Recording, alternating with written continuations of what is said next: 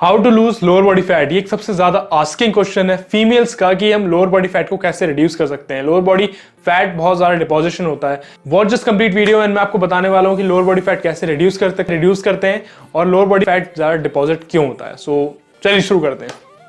नमस्कार दोस्तों, मेरा नाम है सत्यम शर्मा। मैं एक पर्सनल ट्रेनर हूँ, स्पोर्ट्स न्यूट्रिशनिस्ट हूँ और एक फिटनेस काउंसलर हूँ और मैं इस फिटनेस इंडस्ट्री में काफी समय से हूँ।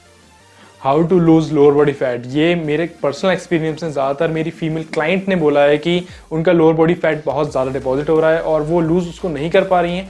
ज़्यादातर अपर बॉडी उनका टाइट है, वी कैन से फिट है, लेकिन लोअर बॉडी के अंदर फैट बहुत ज़्यादा डिपॉजिट हो चुका है। इसका एक सिंपल रीज़न हो सकता है, एक बहुत मेजर रीज़न हो सकता है कि उनके जेनेटिक्स ही वैसे हैं, राइट।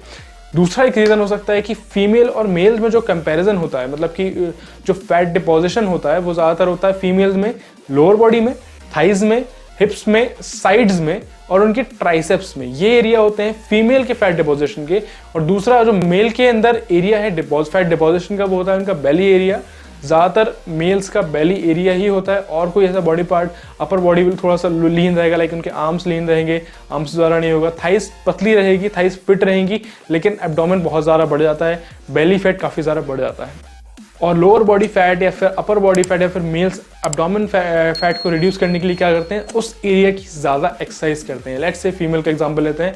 सो अगर कोई फीमेल के अंदर लोअर बॉडी फैट बहुत ज़्यादा डिपॉजिट है, ज़्यादातर क्या करती हैं फीमेल्स, साइकिलिंग को ज़्यादा प्रायोरिटी देंगे, क्रॉस ट्रेनर को ज़्यादा प्रायोरिटी देंगे, या फिर वो ट्राई करती हैं कि ट्रेडमिल पे ज़्यादा रन करें या फिर ज़्यादा वॉक करें या अपोजिट वॉक करें। काफ़ी सारे अलग अलग तरीके एक्सरसाइज करती हैं और काफ़ी ज़्यादा डिफरेंट स्ट्रेंथ ट्रेनिंग भी परफॉर्म करते हैं, लेकिन ज़्यादातर लोअर बॉडी की एक्सरसाइज परफॉर्म करते हैं, जैसे कि स्क्वाट्स हो गया, लंजेस हो गया। बहुत सारी ऐसी एक्सरसाइज होती हैं जो कि लोअर बॉडी फैट को रिड्यूस करने के लिए की जाती हैं। और लोअर बॉडी की एक्सरसाइज करने का मेन रीज़न क्या होता है कि उनको लोअर बॉडी फैट रिड्यूस करना है। लेकिन क्या उनका लोअर बॉडी फैट रिड्यूस होता है? Clear answer is no.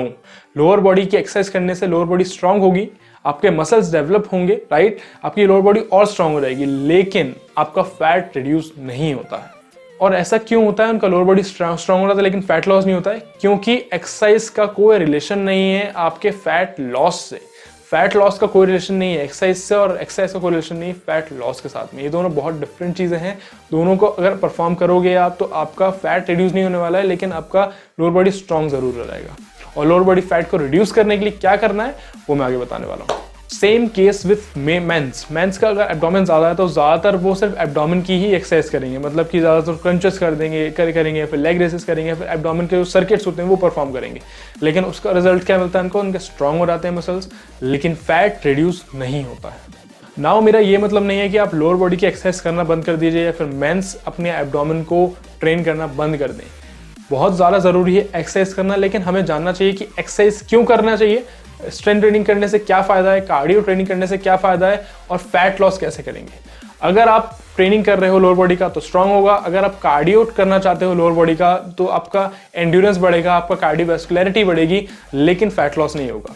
सो हमें पता होना चाहिए कि हम कौन सी ट्रेनिंग किस लिए कर रहे हैं। नाउ द आंसर कि कैसे हम रिड्यूस कर सकते हैं, सिर्फ और सिर्फ एक तरीका है फैट को रिड्यूस करने का, भले ही वो लोअर बॉडी में है, अपर बॉडी में, कहीं पर भी है, जो कि है आपके न्यूट्रिशन को कैसे फॉलो कर रहे हो।